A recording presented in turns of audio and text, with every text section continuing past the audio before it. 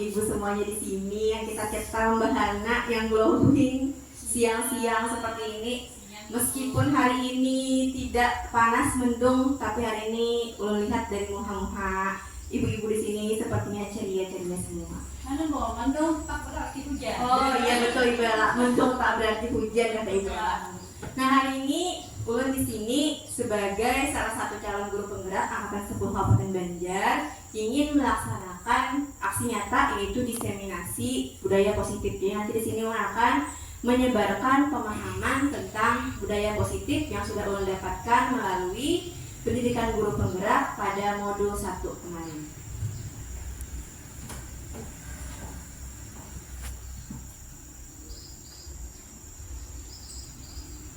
Nah, jadi untuk konsep inti budaya positif di sini ada 8 macam yang akan mungkin di sini ulun sebarkan atau ulun jelaskan nanti, tapi di sini ulun juga tidak memahami seutuhnya.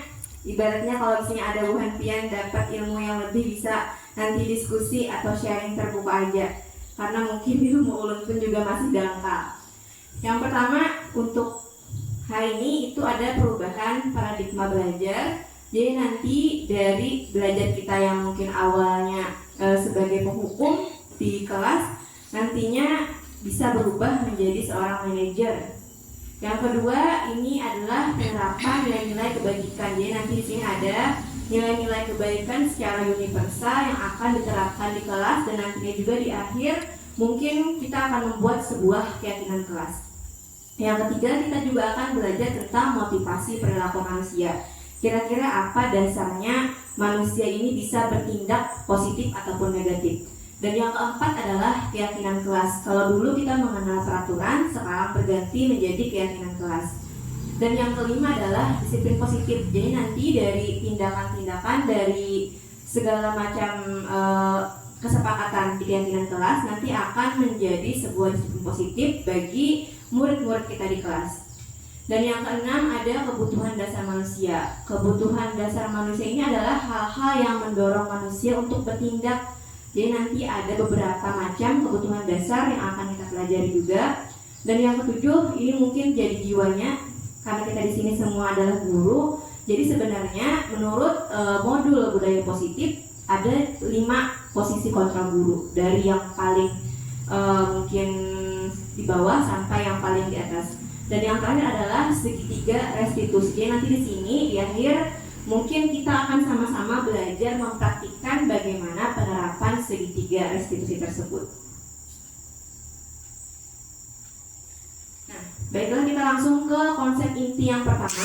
Sebelumnya ulun sampaikan dulu tujuan kita hari ini.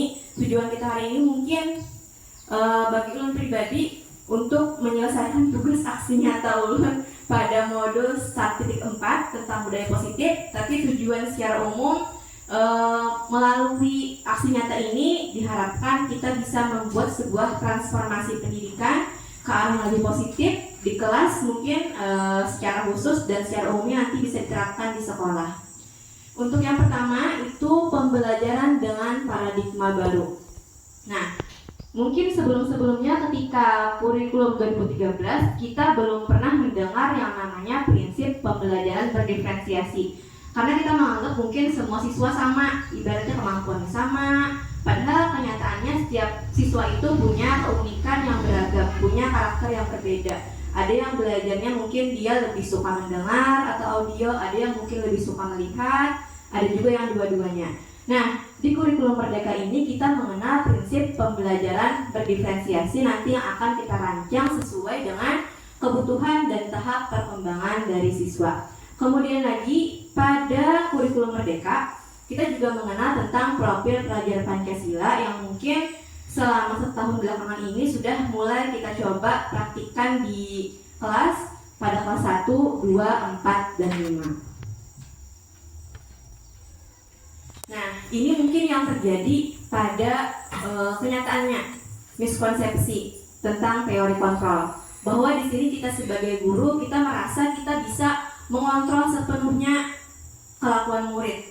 Padahal kita tidak bisa mengontrol murid karena murid tersebut pada dasarnya sejak lahir sudah punya sifat bawaan yang mungkin hanya bisa kita luruskan, ibaratnya yang buruk kita arahkan ke perilakunya yang baik. Kalau untuk mengubah semuanya mungkin tidak bisa. Nah, yang kedua ada ilusi bahwa orang dewasa memiliki hak untuk memaksa. Misalnya mungkin saat ada siswa kita tidak mungkin merasa tidak bebas untuk belajar, kita paksa, kita suruh harus belajar, misalnya belajar menggambar, sedangkan dia mungkin tidak suka menggambar, itu tidak boleh di sini. Dan yang ketiga ada ilusi bahwa semua penguatan positif, efektif dan bermanfaat. Artinya tidak semua nasihat, tidak semua penguatan kita itu bisa membekas di hati siswa. Artinya siswa tersebut harus perlu harus perlu penguatan lagi, ibaratnya tuh setiap hari harus dipantau terus supaya tingkah lakunya bisa positif. Dan yang terakhir ada yang mengatakan bahwa ilusi ini adalah kritik dan membuat orang merasa bersalah. Jadi mungkin kita sebagai guru mendikte anak, oh kamu misalnya kurang pemahaman, kamu misalnya malas. Nah itu sebenarnya tidak boleh dikatakan oleh guru karena mungkin nanti akan berdampak pada trauma mental murid.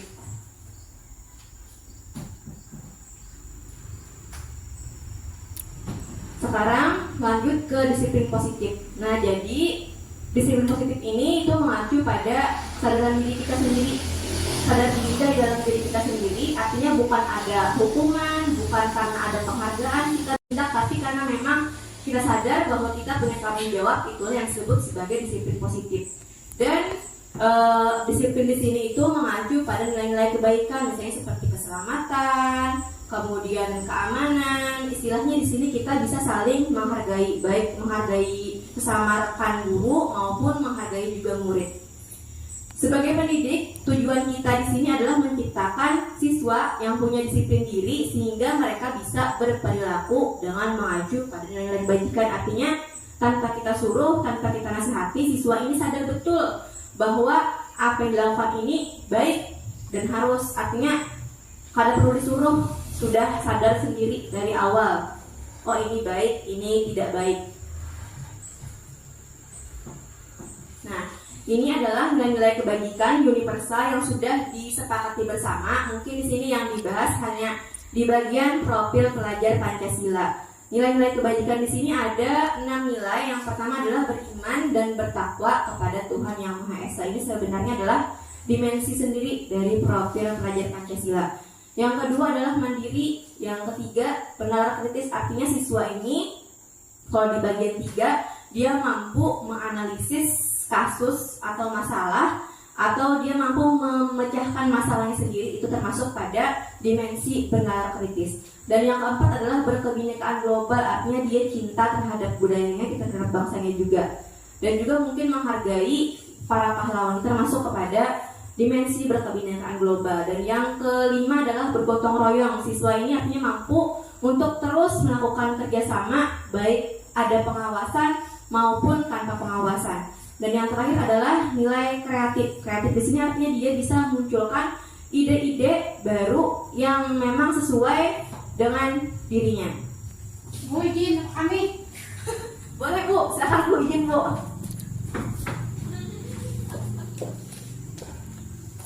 Nah, sekarang kita akan lanjut ke bagian kebutuhan dasar manusia. Ternyata ada 5 kebutuhan dasar manusia. Nah, kebutuhan dasar ini adalah segala sesuatu yang kita lakukan untuk mendapatkan apa yang kita inginkan. Ibaratnya kalau kita masih kekanakan, kita caper mencari perhatian lawan gurunya. Itu berarti dia ada kebutuhan dasar yang tidak terpenuhi. Biasanya ada anak-anak yang caper, Bu, coba sini Bu. Nah, itu biasanya karena dia mungkin bisa kurang kasih sayang atau mungkin dia merasa senang. Nah, di sini akan dibahas nanti 5 prinsip kebutuhan dasar manusia. Yang pertama adalah penguasaan, yang kedua kesenangan, yang ketiga kebebasan, yang keempat kasih sayang dan rasa diterima, dan yang kelima adalah bertahan hidup. Yang pertama, kebutuhan bertahan hidup. Artinya kita sebagai manusia perlu makan, perlu tempat tinggal, perlu makan, perlu rumah, dan perlu keamanan.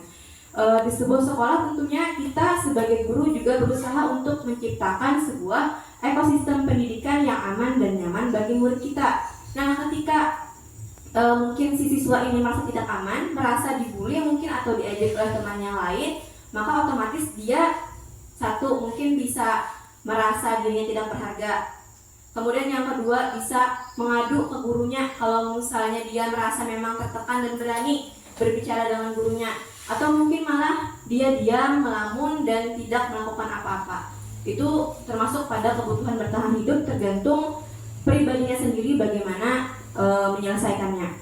Yang kedua adalah mungkin prinsip yang Waalaikumsalam adalah prinsip kasih sayang dan rasa diterima. Di sini mungkin kita merasa ingin disayangi guru, murid, atau misalnya sama-sama guru juga saling menghormati, saling menyayangi, itu merupakan kebutuhan paling utama. Ketika mungkin siswa kita merasa kurang disayang, otomatis mungkin ada rasa iri dengan teman yang lain, atau mungkin bisa protes ke gurunya, Ya, Bu. Mbak. Nah, gitu Bu. Merasa ada orang berada kan? Jadi kayak mau ada ketimpangan. Sosial. Yang ada ketimpangan. Kita harus menyayangi Iya. semua siswa tanpa memandang latar belakangnya. Iya. Kemudian yang ketiga ada penguasaan. Nah, penguasaan ini mungkin egonya, dia ingin dipandang sebagai siswa yang pintar, mungkin berprestasi, atau mungkin dia merasa ingin dipandang sebagai siswa yang paling rajin. Nah, biasanya itu penguasaan. Untuk kebebasan ini mungkin dia mau memilih apa yang dia sukai. Misalnya dia misalnya belajar mau menggunakan sandal, misalnya kadang menggunakan sepatu, itu mungkin dia mau bebas, tidak mau diatur. Dan yang terakhir ada yang namanya kebutuhan kesenangan. Kesenangan ini mungkin kalau anak-anak bermain dengan temannya, tertawa bersama, atau mungkin ketika anak-anak belajar di kelas, ketika mendengarkan gurunya saja menjelaskan pasti bosan, pasti ada yang mungkin ngantuk, ada yang mungkin melamun. Nah, otomatis untuk mencari kesenangan bisa aja menggawil kawannya diga, atau mungkin mengobrol panderan, atau mungkin begeritikan, iya begayaan. Jadi itu tujuan kekanakan tadi, tujuan anak-anak melakukan itu karena mencari kesenangan, karena tidak mendapatkan kesenangan saat belajar. Ada ngantuk ya, Bu? Ya betul Bu. Ada yang ngantuk, Bu? Tahu Bu, oh Ibu Mas Rini mengantuk nah. Kemudian motivasi perilaku manusia. Jadi ada dua motivasi, ada motivasi ekstrinsik dan ada motivasi intrinsik. Kalau motivasi ekstrinsik ini berarti motivasinya berasal dari luar. Misalnya yang pertama, untuk menghindari ketidaknyamanan atau hukuman. Kayak semalam ada kejadian di kelas 5, diminta untuk menyusun sepatu di rak. Kemudian kan dikatakan kalau saya tidak menyusun sepatu akan dihukum untuk menyusun sepatu teman-teman yang lain. Artinya si siswa ini mau menyusun sepatu karena takut dihukum gurunya, takut dihukum, takut menyusun sepatu kawan yang lain, makanya terpaksa menyusun sepatu di raknya. Itu termasuk pada motivasi ekstrinsik. Atau misalnya ada yang menggunakan sandal. Nah, dipaksa gurunya misalnya menggunakan sepatu hitam.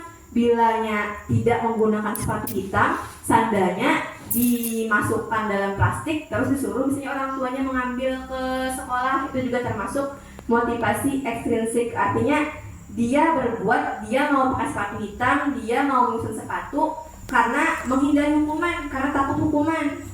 Sebelum Bu, maksudnya Bu mendapatkan imbalan atau penghargaan? Nah, ini biasanya Bu, kebanyakan kekanakan tuh lebih bertuju berbuat amun dibayar hadiah.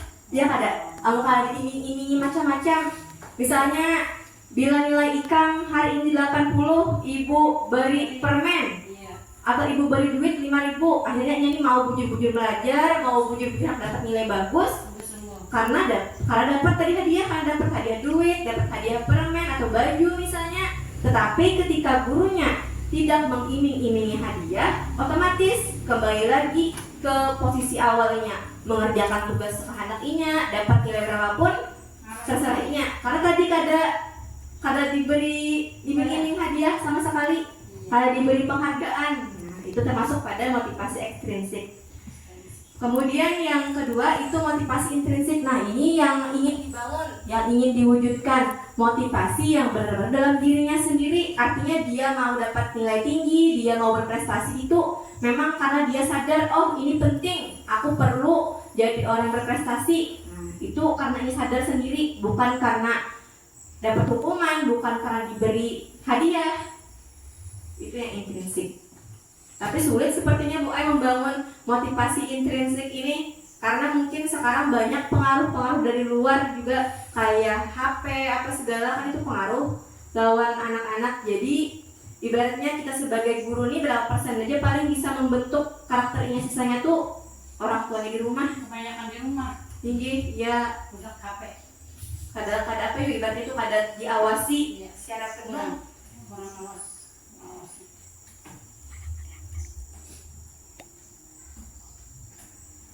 Nah lanjut kita ke posisi kontrol guru. Jadi sebenarnya guru ini mungkin ulun pribadinya sepertinya lebih sering di posisi pertama dari kedua. Karena jujur ulun termasuk kategori guru yang mungkin penyarikan atau pemarah. Iya jujur. Yang pertama posisi penghukum. Nah penghukum ini mungkin sudah kebiasaan melihat anak-anak itu tidak bisa teratur, mungkin tidak bisa sesuai dengan apa yang diharapkan, selalu diberi teguran. Iya, diberi teguran, selalu marah-marah pula di kelas, kadang teriak-teriak. Itu posisi penghukum biasanya. Ayo nak, amun ikam kalau misalnya kamu hari ini tidak pakai sepatu ke sekolah, ibu jemur misalnya di lapangan. Nah itu berarti penghukum. Suruh masuk visi. Iya, suruh nyuci WC itu dulu. Yang kedua, membuat merasa bersalah. Di sini mungkin Bu Ai kita tuh ada menghukuminya, tapi bagaimana kayak mengefek Ngajari. kayak biasanya Ibu Ella nyampe rajin, Mama apa ikan kah nggak ada di rumah kepada itu yang ada baik ya. Nah atau misalnya baguslah perasa ikan kelakuannya itu bersalah kalinya. Kemudian teman, nah teman ini mungkin Bu Ai guru yang apa ya mungkin sedikit tidak terlalu hormati muridnya biasanya, karena mungkin murid itu menganggap pekawalan aja, jadi kan tidak ibaratnya rasa takutan tinggi hilang jadinya wibawanya tuh. Nah ini teman, jadi ibaratnya anak muridnya hendak salah kah kada kah dah biarin nyatakan aja. Kalau pemantau nih lumayan dapat posisi yang bagus karena kita nih melihati murid aja, misalnya kada mengerjakan PR kah pelan-pelan. Nah yang paling bagus itu Bu Ai posisi manajer. Di posisi manajer ini nanti ada 3 tahap yang akan kita praktikkan sama-sama. Bagaimana caranya bisa dengan bahasa yang baik, bahasa yang sopan, yang nanti bisa diingat siswa, dan akhirnya nanti siswa itu mau mengikuti peraturan kita tanpa dihukum, tanpa diberi hadiah, artinya sadar diri. Ini contoh dari penerapan 5 posisi kontrol guru dalam kasus siswa tidak memakai atribut lengkap saat upacara bendera. Kalau yang penghukum diberi hukuman berarti disuruh hormat pada bendera sampai 1 jam penuh, pepanas. Kalau bagi guru yang posisinya sebagai pembuat rasa bersalah, gurunya bicara, berapa kali bapak atau ibu memberitahumu kamu selalu mengecewakan ibu atau bapak. Nah diolahnya murid ini bersalah dengan kelakuannya. Ada kata-kata kamu selalu mengecewakan. Nah, mungkin dengan mendengar kata selalu mengecewakan di sini pasti siswa dalam hatinya salah, pasti hendak minta maaf lawan gurunya. Nah, ini kalau posisinya teman. Nah, ini teman kayak bakalan aja dianggap berangin aja. Ayo dong ikuti aturan sekolah, tolong bantu ibu atau bapak ya sekali ini. Ya sudah, tidak apa-apa, lain kali jangan sampai berbuat seperti ini lagi ya. Artinya guru ini memberikan konsekuensi kada, cuma minta tolong aja, sekedar ibaratnya mematuhi peraturan aja. Dan yang keempat ada yang namanya pemantau. Kalau pemantau ini berarti memang melihat sudah dari jauh, tahu ini salah. Biasanya mengucapkan kamu sudah melanggar peraturan sekolah, kamu tahu kan konsekuensinya. Setelah upacara kamu beli atributnya ke koperasi dan jangan diulang lagi. Itu posisi pemantau. Terakhir, nah ini adalah posisi yang paling ideal, posisi manajer. Di sini mungkin yang bisa dikatakan adalah apa kamu tahu kesalahanmu. Nah, di sini Bu Ai ingat tuh murid disuruh berpikir dulu salahnya gimana. Baru setelah berpikir nyamar salah, baru ditanya lagi, diyakinkan lagi kira-kira bagaimana kamu perbaiki kesalahan kamu. Artinya si murid tahu ini salah, si murid juga yang memikirkan solusinya, yang tahu ibaratnya tuh bagaimana caranya supaya bisa mengatasi masalah dia sendiri.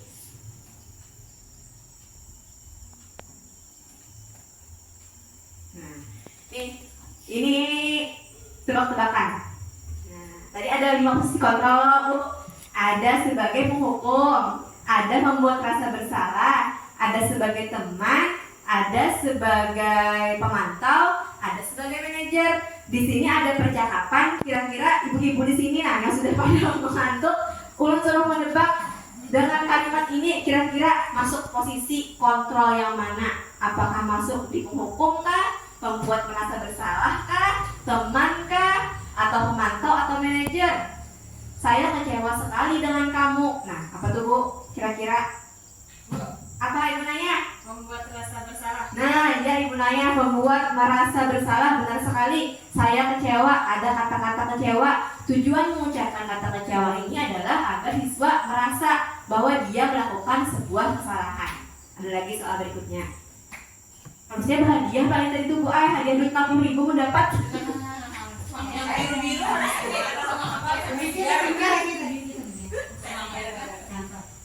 Nah, lagi nomor 2. Kamu tidak pernah mendapatkan nilai jika tidak mengerjakan tugas.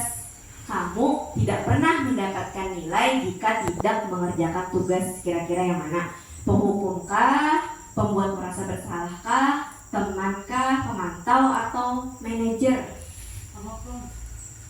Kamu tidak pernah mendapatkan nilai jika tidak mengerjakan tugas. Apa Ibu? Penghukum. Nah, jadi PR penghukum. Ada lagi kah pendapat yang lain? Ibu Mas Rini apa Bu? Ibu Mas Rini menghukum. Penghukum. Nah, jadi Mas Rini penghukum juga. Ibu nanya. Menghukum juga boleh. Penghukum. Ibu Ida. Sama Ibu Ida. Nah, sama berarti berlima sama penghukum jawabannya lah. Kamu tidak pernah mendapatkan nilai jika tidak mengerjakan tugas.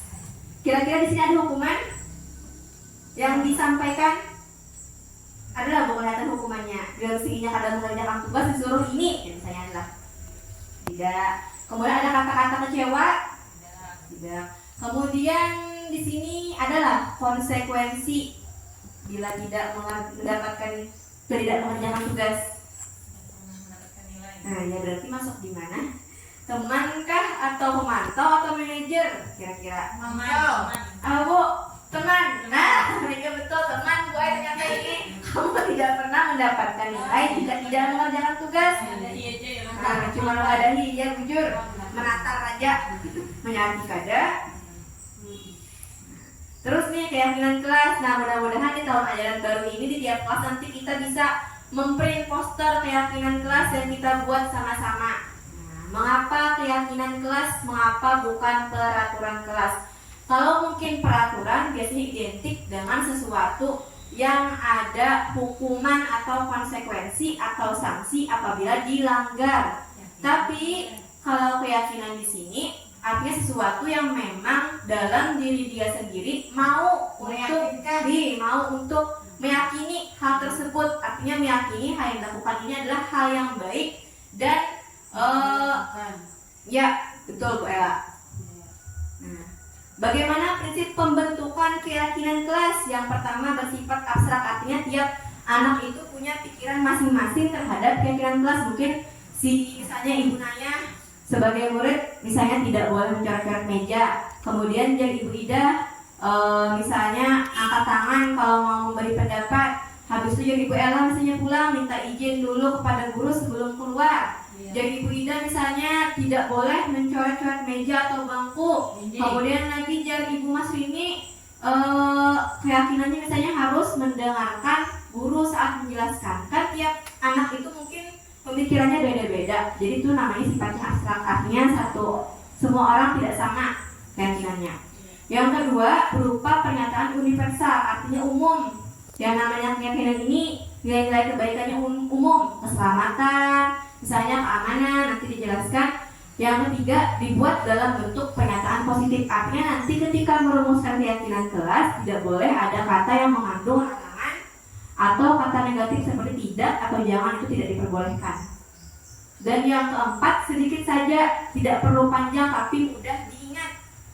Yang kelima, sesuai dengan kondisi kelas dan sekolah, artinya keyakinan kelas ini nanti dibuat di kelas bersama dengan guru dan juga siswa-siswanya. Artinya di kelas 6 bisa saja beda dengan kelas 5 keyakinan kelasnya.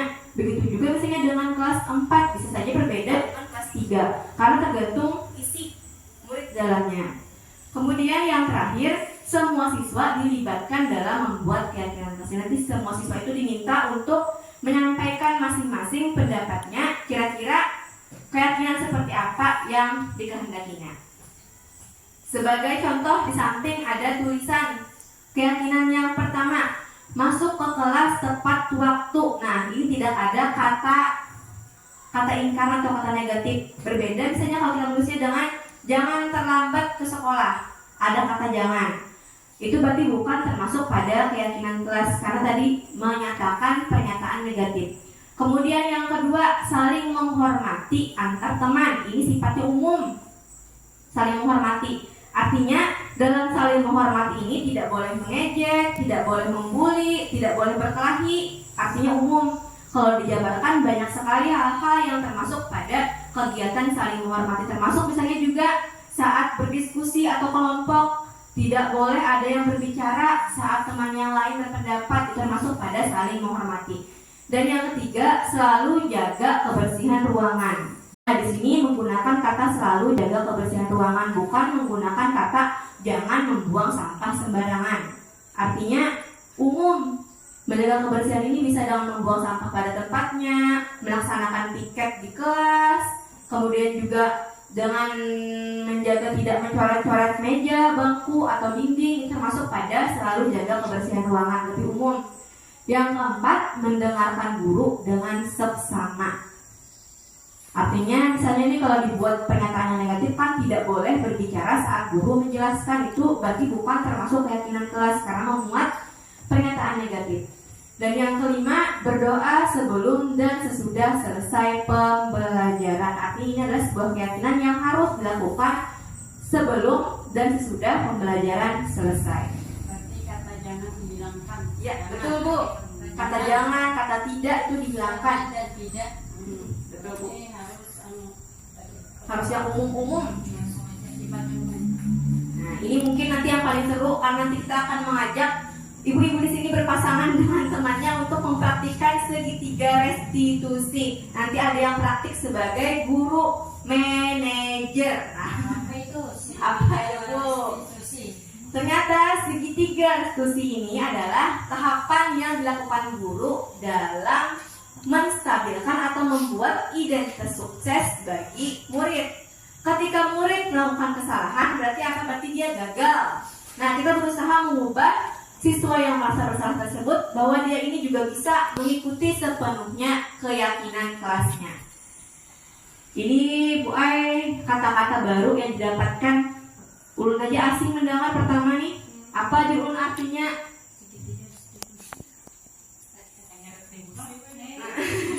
Hanya di Bu Ai. Nah, kenapa disebut segitiga restitusi? Karena ada 3 tahap. Tahap paling dasar, paling bawah, sisi paling bawah segitiganya itu tahap menstabilkan identitas.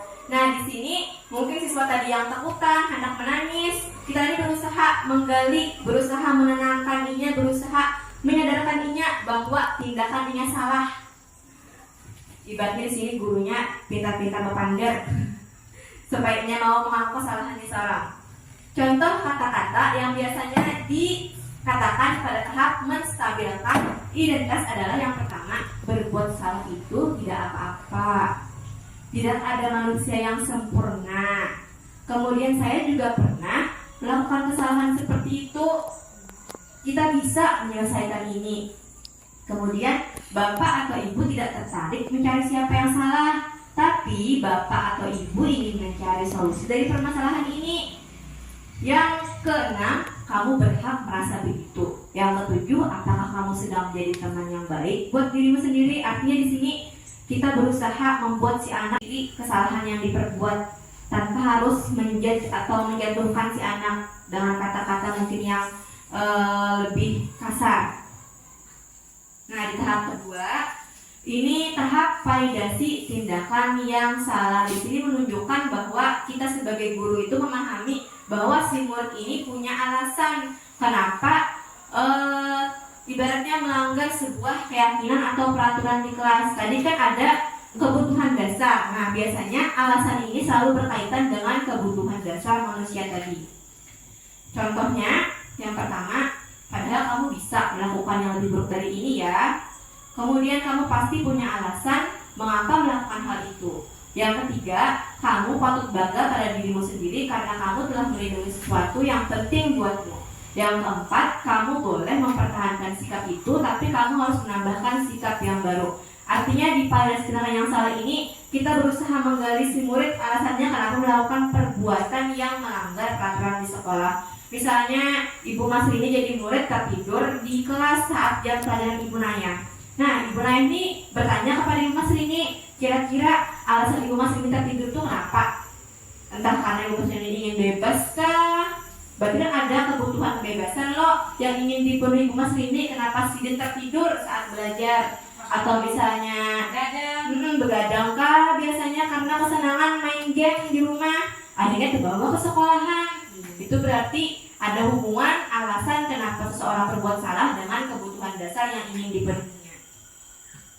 Dan yang terakhir, tahap menanyakan keyakinan. Di sini kita menghubungkan sikap anak dengan nilai-nilai yang dipercaya. Artinya setiap pelanggaran yang terbuat tadi setelah dapat solusinya, kita hubungkan lagi dengan keyakinan atau peraturan yang ada di sekolah kita.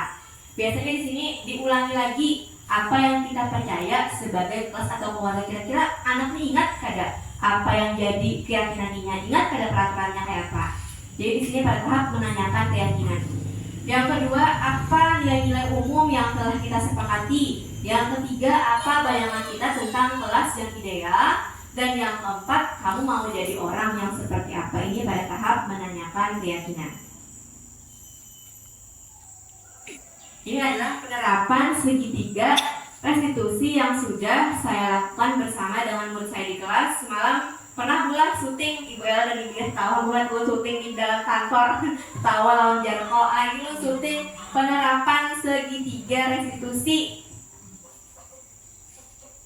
Nah, di sini penutup terakhir, dalam penerapan program disiplin positif, hendaknya seorang guru punya sadar kepribadian, profesional dan sosial yang baik, di mana guru mampu berefleksi pada posisi kontrolnya saat ini, bagaimana perjalanan dirinya sebagai seorang among atau memposisikan diri sebagai seorang manajer yang menuntun murid-murid menjadi insan yang mandiri, merdeka, dan bertanggung jawab. Di sini mungkin ingin menampilkan sedikit acting ulun semalam dengan Jarka.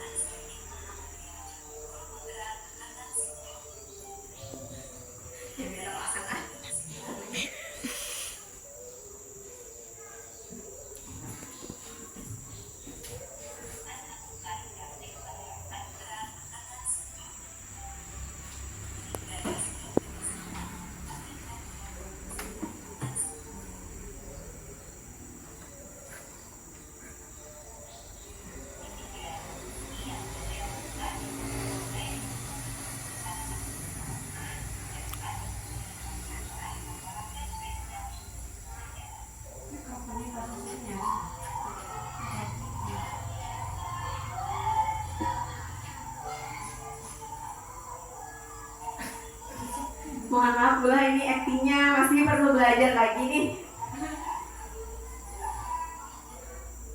Nah, ini Bu Aya tahap yang pertama.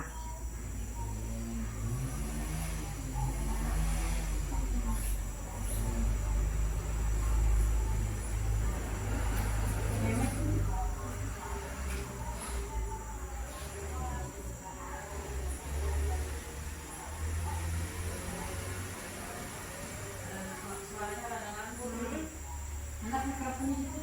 Oh, dia kok belum pakai aja.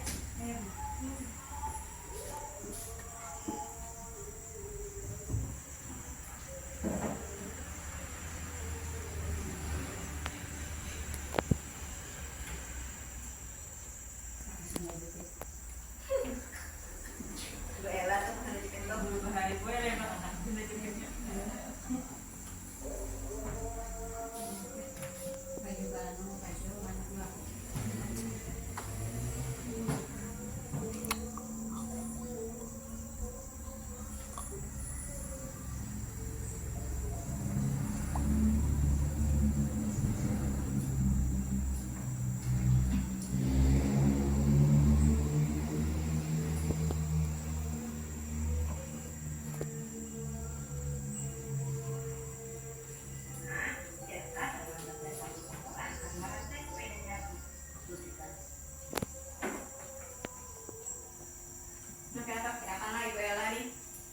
Bu Ella praktek dengan Ibu Nurbaida, terus Ibu Nayah dengan Ibu Ida, Ibu Mas Rina praktek dengan Ulun di sini bergantian. Ada yang jadi guru, ada yang jadi murid.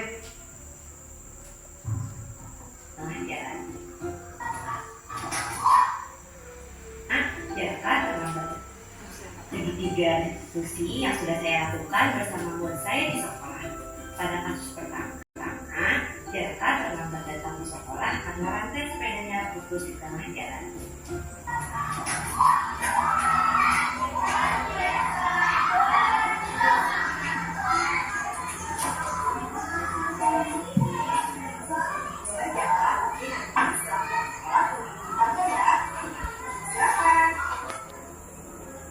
Selamat siang Jaka, siapa dulu? Ada Panji,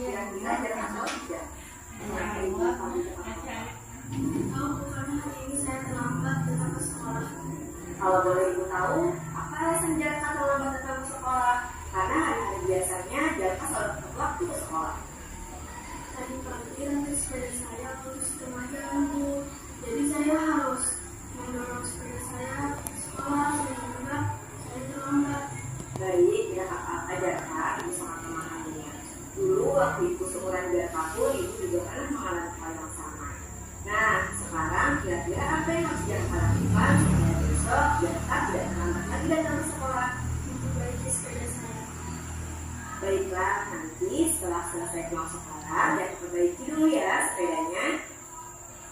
Ya, Bu, saya akan berusaha supaya tidak terlambat. Baiklah Jaka, terima kasih banyak sudah mau berusaha. Dan Ibu harap Jaka bisa menepati apa yang Jaka sampaikan. Ibu ayah dari Ya, Bu, terima kasih. Terima kasih kembali.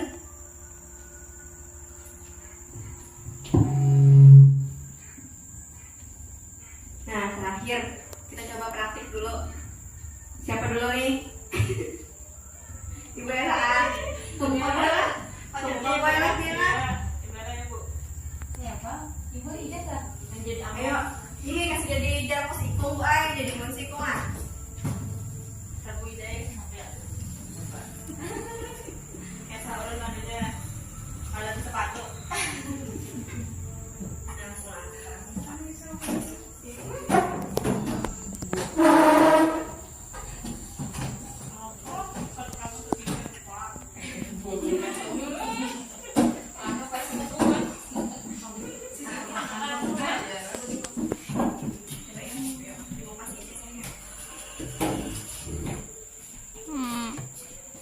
Siapa jadi jarak mana? Siapa jadi anu?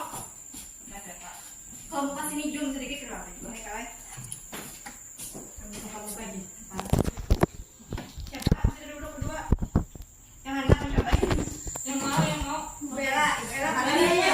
Lawan bidan. Ibu ya. Ayo, masih. Jadi tidak. Garko. Garko. Kenapa sih? Jangan jarkolannya, kolannya. Ya, Ami. Siti ya.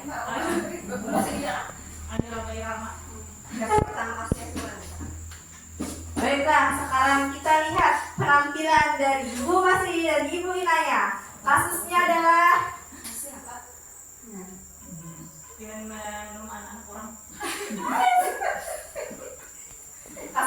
Ibu Masri ini jadi apa di sini? Siswa kah guru? Siswa. Oh, Ibu Masri ini siswa. Ibu Inaya berarti guru.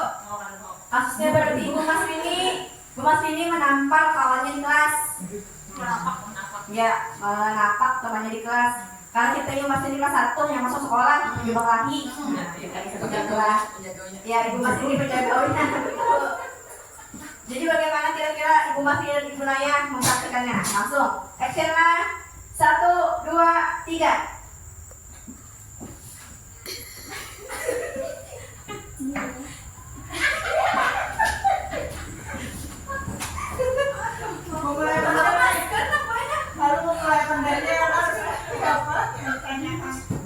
Nah, namanya siapa dulu? Nama Ani. Ani mana tadi?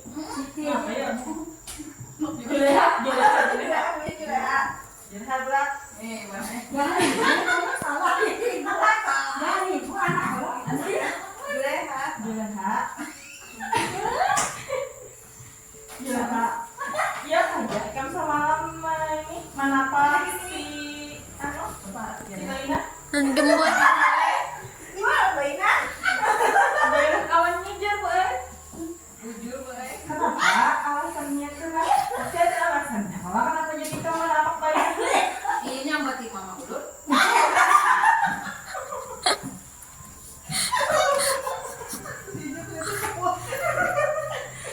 Berarti ya Bainanya mati. Oh, mengharapkan pemainan dia bisa mati. Tarik kayak ulur, tarik. Apa kayaknya? Bapak tadi tadi kenapa pulangnya? Aduh, bapaknya nangis kak. Nangis sayanya. Masa sakit?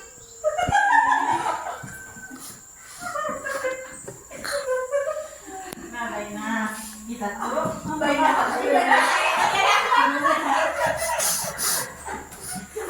gurunya mengingat-ingat.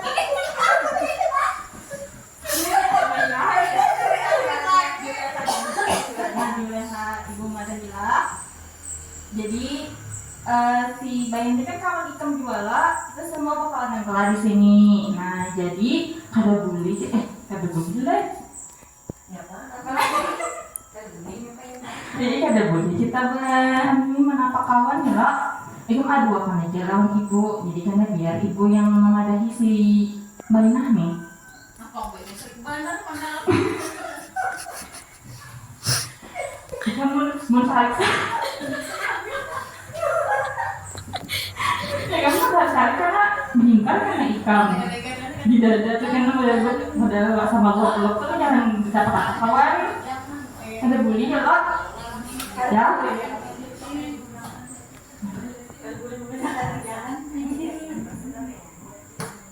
Berarti kita tuh harus saling menyayangi ya lo, lawan semua makhluk.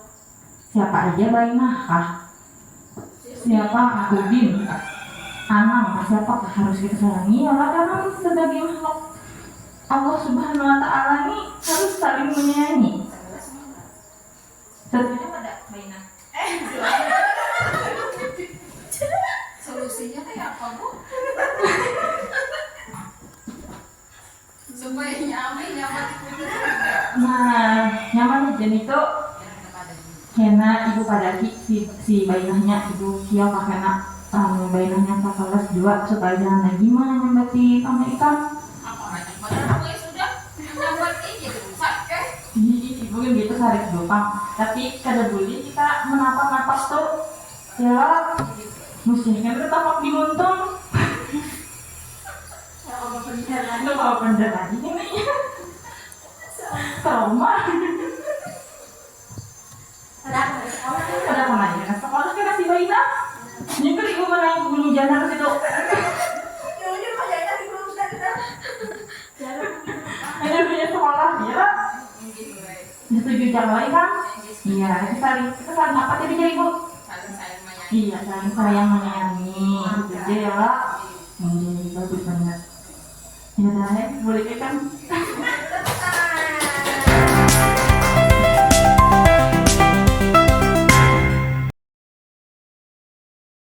Assalamualaikum warahmatullahi wabarakatuh. Selamat pagi semuanya. Pagi. Kalau ibu bilang selamat pagi, jawabannya pagi. Siap? Selamat pagi. Kurang keras, ulang lagi. Selamat pagi. Bagaimana kabarnya hari ini? Jawabannya apa? Alhamdulillah, luar biasa, bersemangat. Sekarang, hari ini giliran siapa yang memimpin doa di depan? Hasan. Iya, giliran Hasan. Ayo Hasan, di depan. Pimpin doanya Hasan.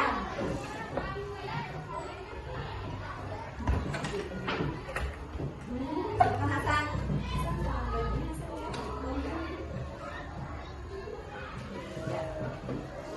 Bagaimana teman-teman? Hasan sudah rapi? Tidak.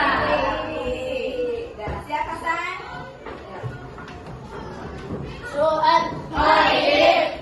Sebelum berdoa, coba tangannya berdoa dimulai.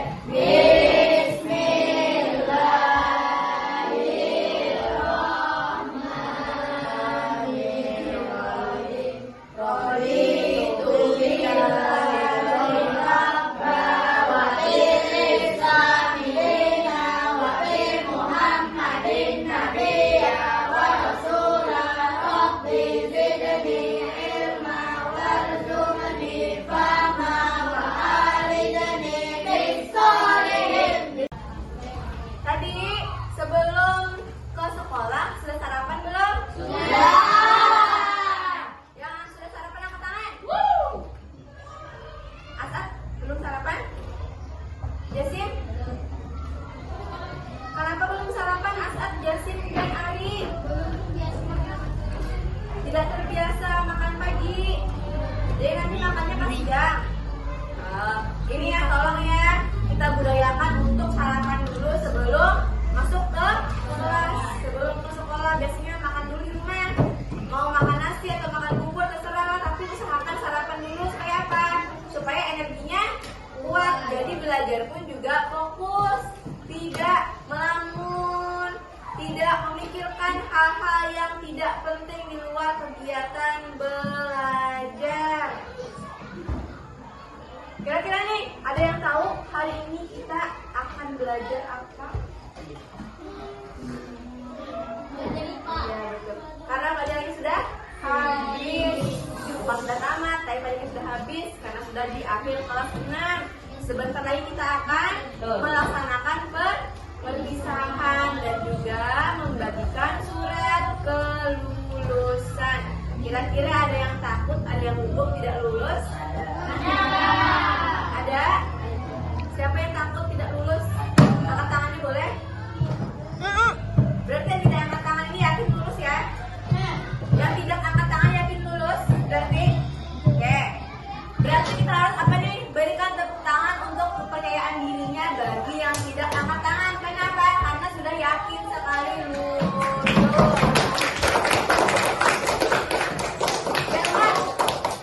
Boleh ibu tahu kenapa Jarka tidak angkat tangan? Apa Jarka? Boleh diceritakan dengan teman-teman yang lain. Kenapa di antara semua temannya Jarka angkat tangan? Berarti kan Jarka yakin lulus ya? Kenapa Jarka?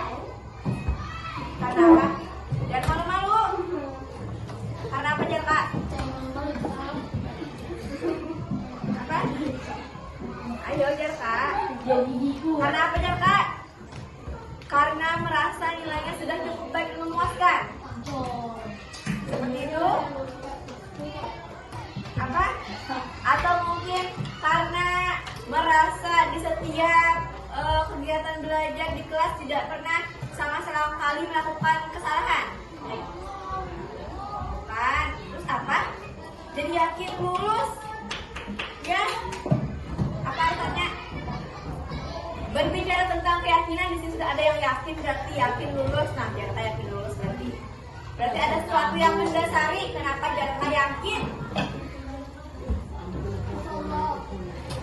Apa? Apa? Gila? Apa ini? Lebih keras suaranya. Iya, katakan lebih keras, betul Haikal, katakan lebih keras. Ayo, kenapa Jarka? Gue mau tahu nih alasan Jarka kenapa sangat yakin lulus, sangat percaya diri. Ya apa?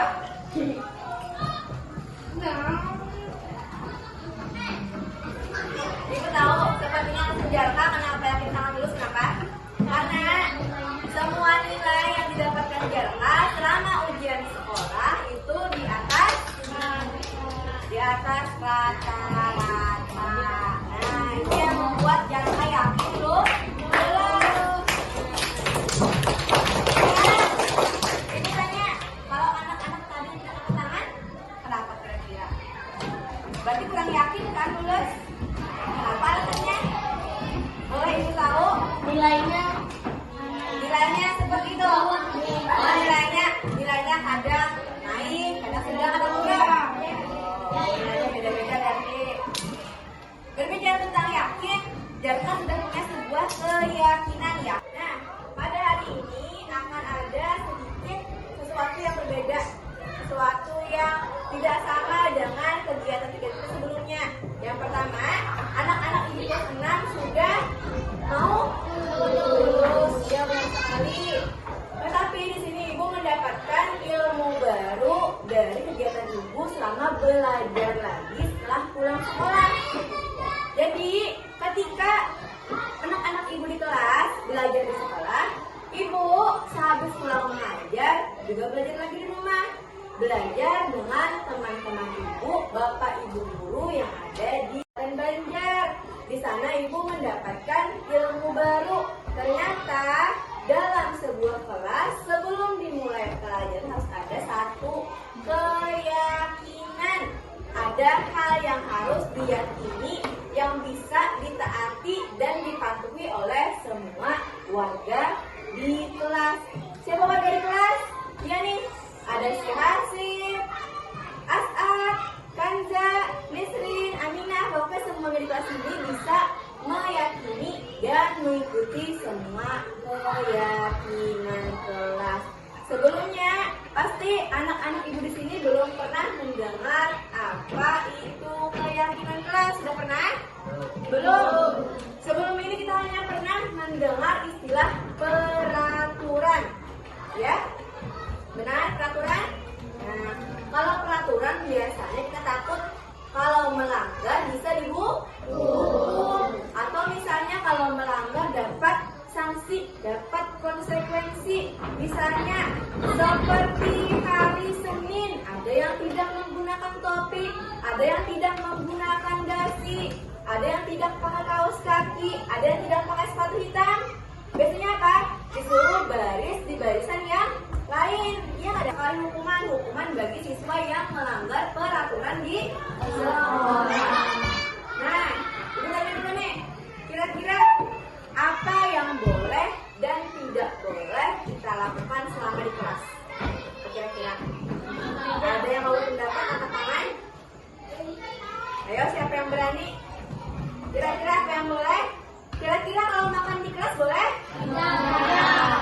Kalau misalnya saat badannya sakit terus batuk tidak menggunakan masker boleh? Tidak. Terus misalnya nih makan saat istirahat bawa bungkus makanan ke dalam kelas boleh? Tidak. Atau misalnya saat ibunya berbicara atau saat diskusi ada yang malah asik bermain sendiri? Tidak. Boleh? Tidak. Atau ada yang asik main game, main HP boleh? Tidak. Atau ada yang asik nyanyi sis boleh? Tidak. Di bagian depan tuliskan, jangan di bagian yang ada lemnya. Di depannya tulis namanya, tuliskan keyakinannya. Ibu mau tahu keyakinannya apa. Kalau sudah selesai nanti langsung ditempel di papan tulis. Nanti kita bacakan sama-sama keyakinannya. Dan nanti kita ambil sebuah keputusan kira-kira keyakinan apa yang akan kita sepakati bersama. Kira-kira nih ada yang kesulitan kan menulis keyakinannya? Ada kesulitan?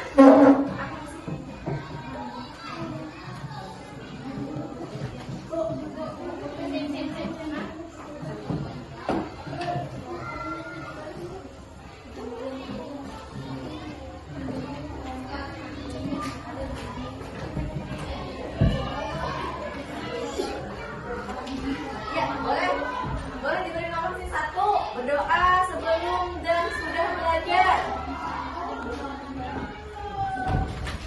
Yang kedua misalnya membaca Al-Quran sebelum pelajaran dimulai. Terserah, bebas, boleh sebanyak-banyaknya. Kalau punya di kelas, di lingkungan kelas, dalam kelas dulu. Boleh.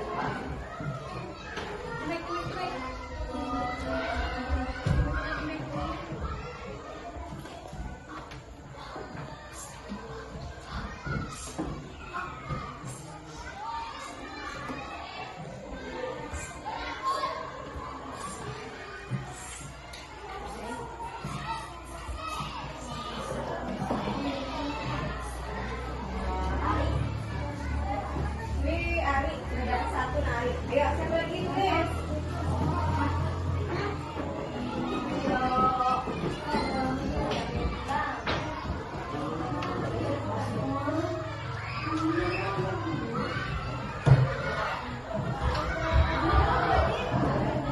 Dan Alifa sudah dapat 2.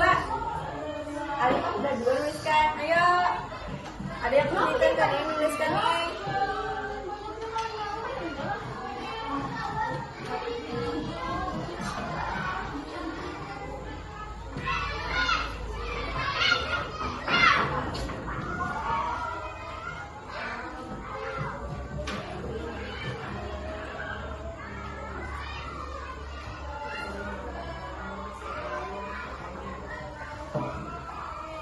Ulangi lagi lah.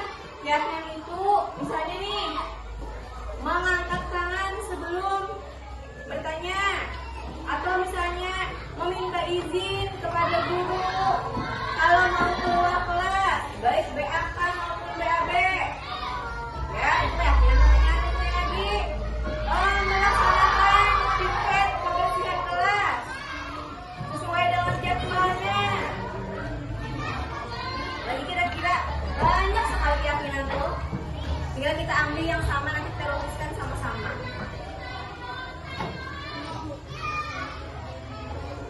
Boleh?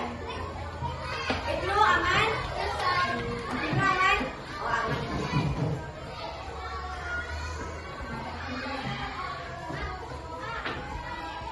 Haikal aman, Haikal? Boleh gue sebentar, Haikal?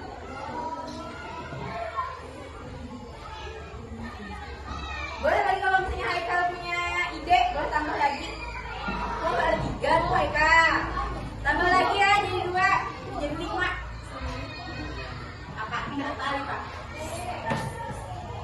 Apa bu? Apa? Wah, kompak sekali ya ternyata. Alifa sudah 4, Haikal sudah 3. Siapa lagi? Wah, Datul sudah 3 juga. Akila sudah dapat 6, tambahkan lagi Gil.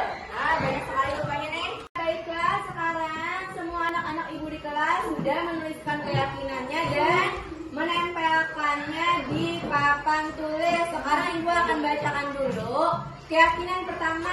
Kita pilih dulu ya. Mau warna apa dulu nih? Mau warna pink, biru, hijau, kuning, merah.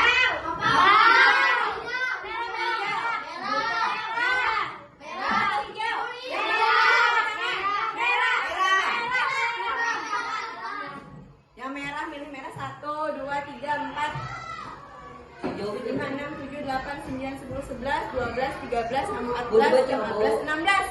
16 orang, berarti merah ya? Oke, yang merah yang acak nih. Yang 1, 2, 3, 4, ke 5. Yang ini 1, 2, 3, 4, 5.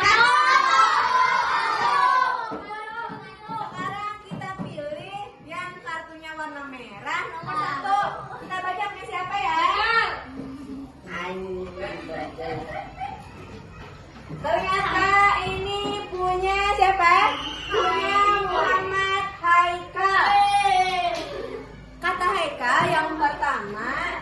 makan di kelas tidak boleh.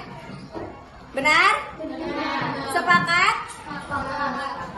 Yang kedua, mengerjakan piket, menyapu kelas. Sepakat? Setuju?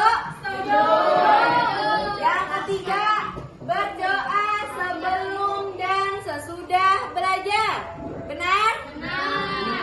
Yang keempat, menjaga kebersihan kelas. Benar? Yang kelima, menghormati guru. Setuju? Sekarang warna merah sudah, sisa lagi yang hijau, kuning, biru, sama pink. Yang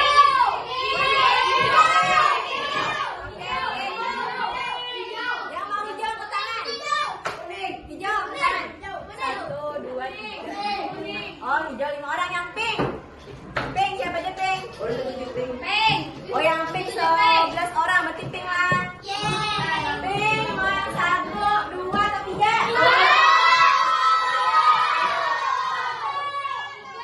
Berarti pink yang pertama ya.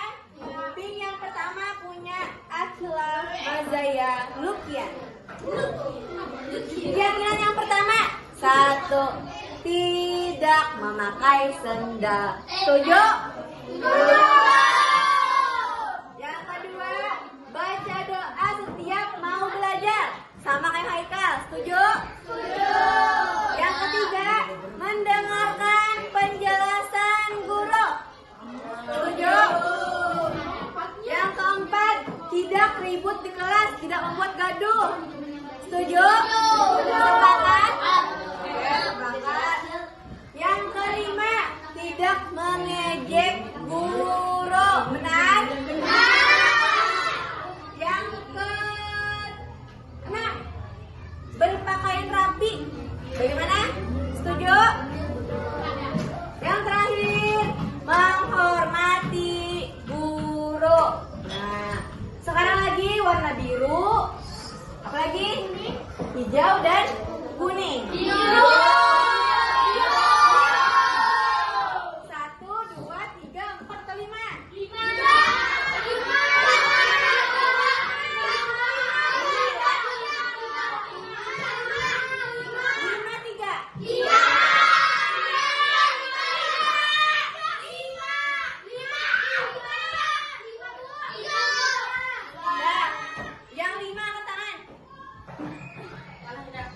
3 angkat tangan.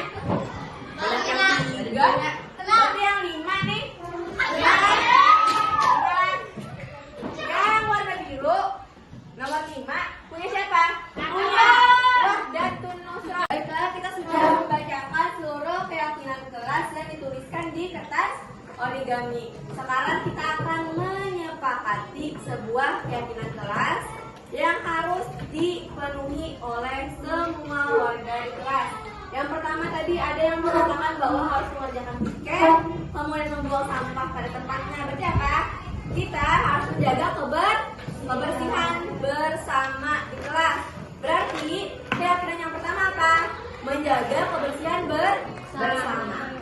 Kemudian yang kedua tadi ada yang mengatakan harus membaca doa sebelum dan sudah pembelajaran. Artinya apa? Yang kedua, keyakinannya adalah membaca doa sebelum dan sudah belajar. Kemudian lagi yang ketiga. Nah, yang ketiga tadi ada tidak bertengkar dengan teman. Kalau tidak bertengkar berarti apa? Harus saling menyayangi. Berarti yang ketiga, keyakinannya adalah apa? Saling menyayangi antar teman di kelas. Tidak boleh berantem. Kemudian lagi yang keempat, mendengarkan guru saat menjelaskan. Artinya apa? Keyakinan keempat adalah harus menghormati guru, menghormati guru dan juga teman. Misalnya saat temannya bicara kerja kelompok, yang mendengar harus diam, tidak boleh ikut berbicara. Berarti keyakinan keempat adalah menghormati guru dan teman. Kemudian lagi yang kelima tadi ada yang mengatakan bahwa harus menggunakan masker saat batuk atau sakit ke sekolah. Berarti apa? Keyakinan Dan yang kelima adalah menjaga kesehatan kita bersama. Nah, kelima keyakinan. Kemudian yang keenam tadi ada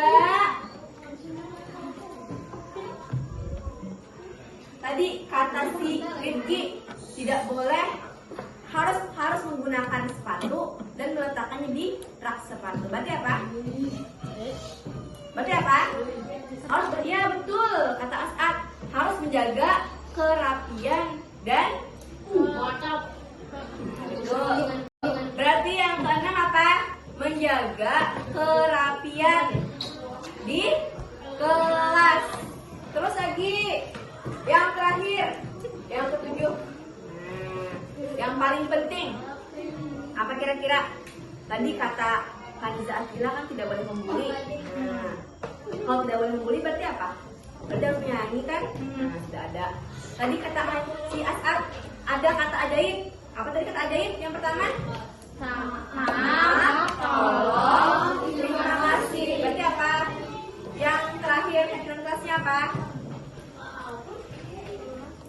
Apa kira-kira? Hah? Menggunakan apa? Selalu apa? Selalu apa? Ayo. Apa? Bisrina.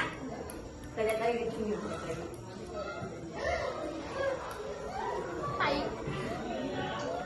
Tadi menjaga kerapian sudah, menjaga kebersihan sudah, menghormati guru sudah. Apa tadi yang belum? Tadi apa namanya? Kalau mau keluar apa tadi?